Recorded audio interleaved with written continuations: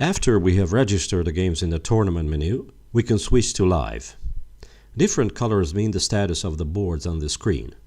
If we bring our mouse on the color, it will show the current status of the board. Action shows special cases, for example, 3/4 repetition of the moves.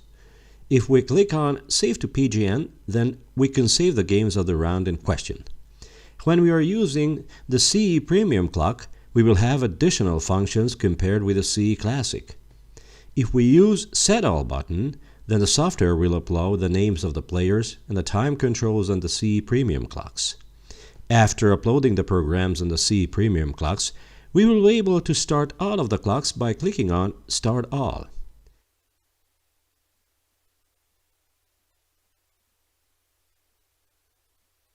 When the game ended and not the appropriate result was shown, then we can modify it by clicking on the result.